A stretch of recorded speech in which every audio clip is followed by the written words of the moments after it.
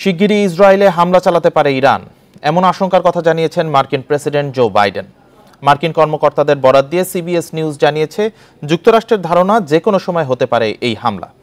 ইসরায়েলে হামলার প্রতিহতে প্রস্তুতির কথা জানালেও ইরানকে হামলা না চালাতে সতর্ক করেছেন মার্কিন প্রেসিডেন্ট। বলেন, ইরানকে হারাতে ইসরায়েলকে সর্বাত্মক সহায়তা করবে যুক্তরাষ্ট্র।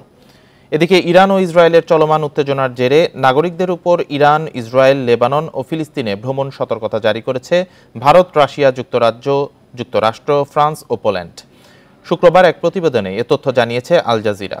গত 1 এপ্রিল সিরিয়ার দামেস্কে ইরানি কনসুলেটে ইসরায়েলি ক্ষেপণাস্ত্র হামলার পর তেহরান প্রতিশোধের হুমকি দেয়।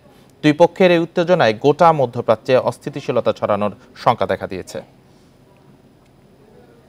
ক্যালভিনেটর ইউএসএ-তে 1914 সালে প্রতিষ্ঠিত। ঈদ উৎসব অফারে সনি র্যাঙ্কস দিচ্ছে Kelvinator side by side refrigerator, inverter, AC, oven, deep fridge এবং ওয়াশিং মেশিনে আকর্ষণীয় মূল্য ছাড়, সাথে পণ্য ভেদে free offer. Kelvinator now available all Sony Rangs outlets.